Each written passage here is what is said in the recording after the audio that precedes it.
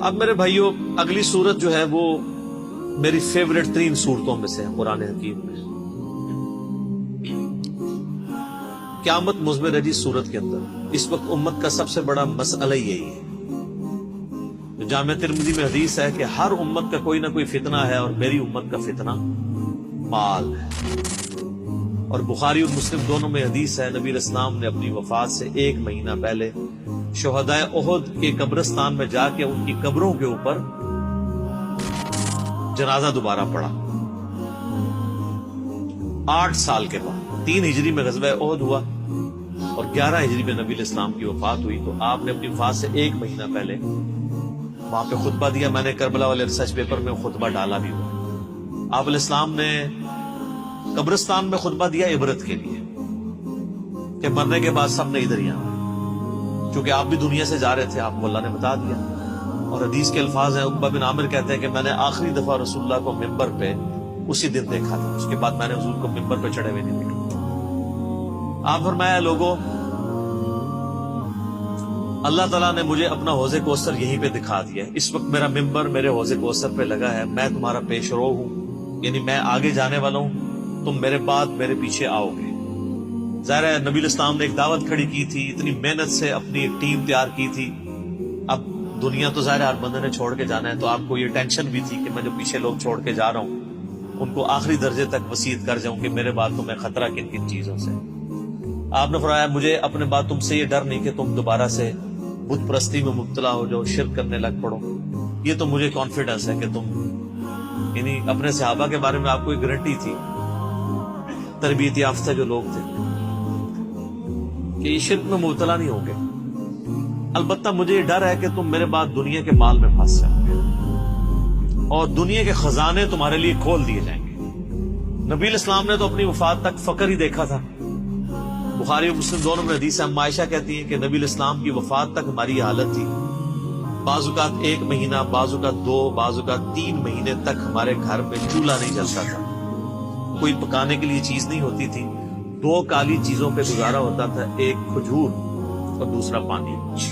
اور کھجوریں بھی کو ٹنو ٹن نہیں، 2 کھجوریں اور ایک میٹھا پانی کا پیالہ صبح کے وقت، اور 2 کھجوریں اور 1 پانی کا پیالہ میٹھا شام کے وقت، کیونکہ میٹھا پانی وہاں پہ ایشو تھا ریگستان میں. آج بھی آپ ذرا ریگستانی علاقوں میں چلے جائیں تو کتنے کلومیٹرز پیدل سفر کر کے، وہاں کی تو زندگی میں ایشو ہی یہی ہے کہ پانی بھر کے لانا ہے 8 کلومیٹر سے، اور آپ نے آٹا جو ہے چکی میں پیس کے بس روٹی پکانی. یہ ٹوٹل لوگوں کی زندگی ہے. یہ جو آپ یاشی ہیں جو نیٹ پہ یوٹیوب پہ بیٹھے رہتے ہیں اور فیس بک پہ، یہ تو وہاں کے مسئلے ہی نہیں ہیں، وہاں کے تو مسئلے ہی کچھ اور ہیں. تو اس زمانے میں نبی اسلام کے بارے میں ام عائشہ کہتی ہیں کہ یعنی آپ علیہ السلام اور آپ کے گھر والوں کا گزارا کالی چیزوں میں. اب ظاہر نبی اسلام کو ٹینشن تو تھی کہ میرے بعد جب دنیا کے خزانے کھول دیے جائیں گے. تو مسلم شریف کے آگے الفاظ ہیں اس شہدائے احد والے قبرستان میں جو خطبے میں آپ نے فرمایا کہ مجھے خطرہ ہے کہ تم دنیا کے مال میں پھنس جاؤ گے، دنیا کی محبت میں ایک دوسرے کو قتل کرو گے، حتیٰ کہ تم بھی تباہ و برباد کر دیے جاؤ گے جس طرح تم سے اگلی امتیں برباد کر دی گئی. اور وہی ہوا ہے. آپ نے 30 سال ہی سکون سے گزرے ہیں، وہ بھی بمشکل. اور اس کے بعد کیا ہوا ہے امت کے ساتھ؟ پھر اسلام کا عروج تو نیچے ہی آیا ہے، مسلمانوں کا عروج اوپر گیا. ظاہر ہے سپر پاور تھی، اس کا ایکسپلوژن تھا. جب بھی آج امریکہ سپر پاور ہے تو سر وہ بھی بدماشی کر رہا ہے. اس وقت ہم سپر پاور تھے، ہم بھی کسی کو کھنگڑ نہیں سن دیتے. ٹھیک ہے، تو وہ ایک سپر پاور کا ایکسپلوژن تھا. اسلامی حکومتیں نہیں تھی، مسلمان حکومتیں تھیں. کس کی جرت ہے کہ وہ کہہ دے گے جو سلطنت مغلیہ کی حکومت اسلامی حکومت تھی؟ میرا خود تعلق مغلیہ خاندان سے، میں کیسے یہ کہہ دوں؟ اللہ کو جان دینی. مسلمانوں کی حکومتیں تھیں، اسلامی حکومتیں تو کوئی نہ. سلطنت عثمانیہ جو ہے وہ اسلامی حکومت تھی، مسلمانوں کی حکومت تھی. تو آپ علیہ السلام کو بتا دیا گیا کہ فتنہ مال ہے. یہ صورت اسی فتنے کو ایڈریس کرتی ہے. اور بخاری اور مسلم دونوں میں ایک حدیث موجود ہے متفق علیہ کہ نبی علیہ السلام نے یہی صورت پوری تلاوت کی.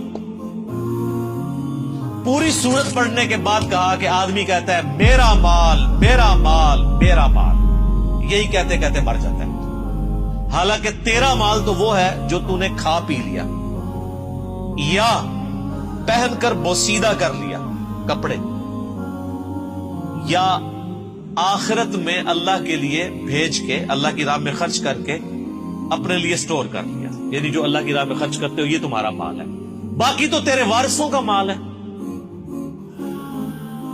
بخاری اور مسلم دونوں میں حدیث ہے، نبی علیہ السلام نے فرمایا انسان کے 3 دوست ہیں، ایک ہی ساتھ جاتا ہے، 2 باہر ہی رہ جاتے ہیں، اس کے رشتہ دار اور مال یہ قبر سے باہر رہ جاتے ہیں، اور اس کے اعمال قبر میں ساتھ جاتے ہیں۔ بخاری اور مسلم دونوں میں حدیث موجود ہے، نبی علیہ السلام نے فرمایا کہ ابن آدم کے پاس اگر سونے کی 2 وادیاں ہونا تو وہ کہے گا تیسری بھی آ جائے، اس کا پیٹ صرف قبر کی مٹی بھرے گا۔ یہ لالچ ایسی چیز ہے جس کے پاس مال آ جائے اس کی بھی ختم نہیں ہوتی، یہ قبر کی مٹی اس کا پیٹ بھرے گی۔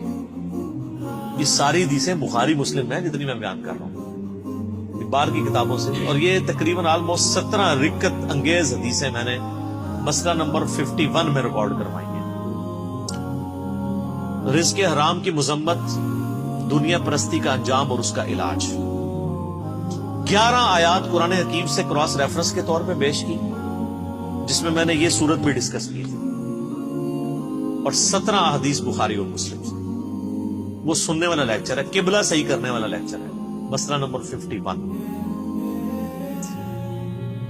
تو نبی صلی اللہ علیہ وآلہ وسلم کو یہ بات پتا تھی کہ میرے بعد فتنہ کیا بننے والا ہے امت کا، تو آپ کا زہد پریکٹیکلی آپ نے پروف کیا۔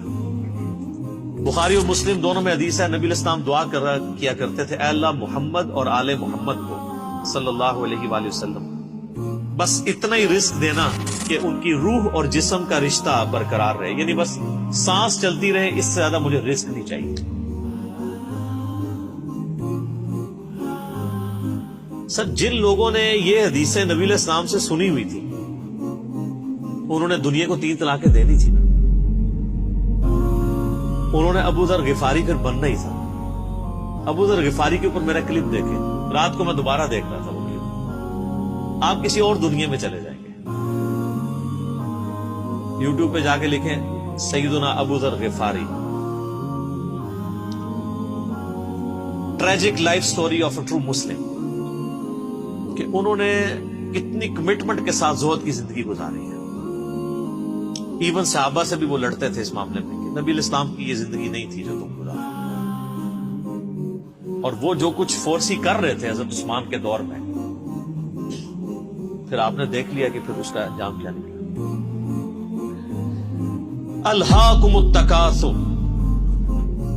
غافل رکھا تمہیں، ہلاک کر دیا تمہیں زیادہ مال جمع کرنے کی ہوس نے، حتی زرتم المقابر، یہاں تک کہ تم نے قبروں کا منہ دیکھا، یعنی مرتے دم تک مال مال مال مال، اینڈ کوئی نہیں ہے جب تک کہ قبر کی مٹی میں نہ جا کے مل جاؤ۔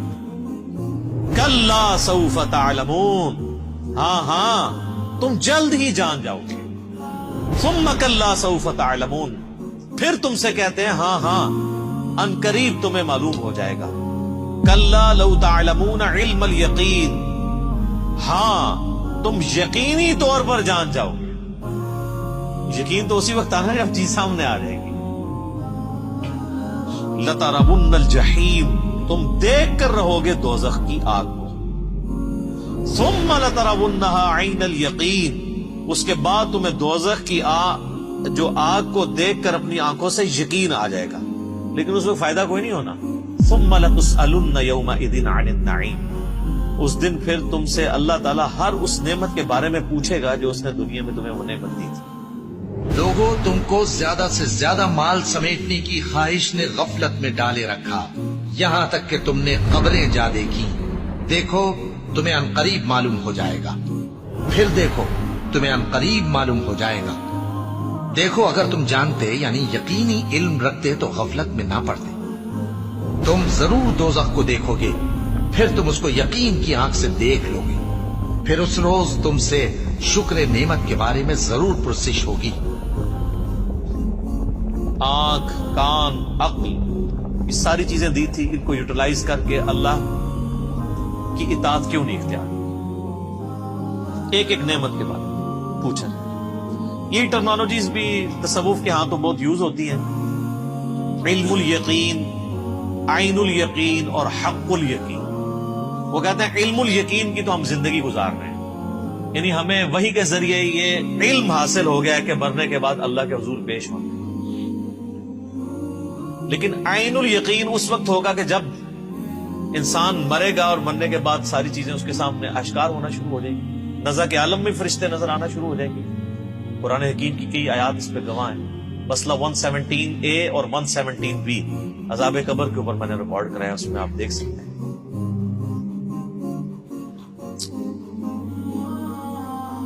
اور سورۃ الحجر کے اینڈ میں بھی آیا فَاعْبُدْ رَبَّكَ حَتَّى يَأْتِيَكَ الْيَقِينُ، اپنے رب کی عبادت میں لگے رہو یہاں تک کہ تم یقین تک پہنچو۔ یقین کیا؟ موت۔ تو علم الیقین تو وحی کے ذریعے ہمیں حاصل ہے، عین الیقین آنکھوں کے ذریعے دیکھ وہ تو مرنے کے بعد ہی نزع کے عالم میں ہے، لیکن وہ بھی بندہ واپس نہیں آ سکتا۔ اور جامع ترمذی میں حدیث ہے کہ موت کے غرغرے سے پہلے توبہ قبول ہے، نزع کے عالم میں تو توبہ بھی قبول کوئی نہیں۔ اور ایک تیسری چیز ہے، وہ ہے حق الیقین۔ حق الیقین اللہ نہ کرے کہ اس تک نوبت آئے۔ حق الیقین یہ ہے کہ جب کسی کو آگ میں پھینک دیا جائے گا نا، پھر اسے حق الیقین ہو جائے گا جب اس کا جسم جلے گا۔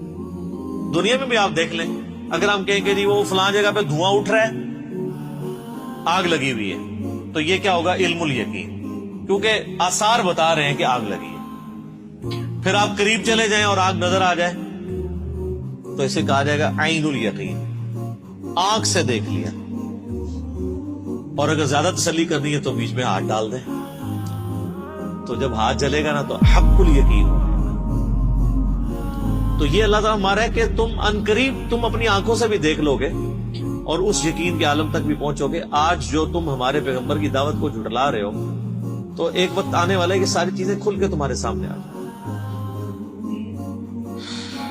اللہم من احییتہ منا فاحیہ علی الاسلام ومن توفیتہ منا فتوفہ علی الایمان، اللہم ثبتنا علی الایمان، اللہم ثبتنا علی القرآن، اللہم ثبتنا علی الاسلام، اللہم اجرنا من النار، اللہم اجرنا من النار، اللہم اجرنا من النار، آمین۔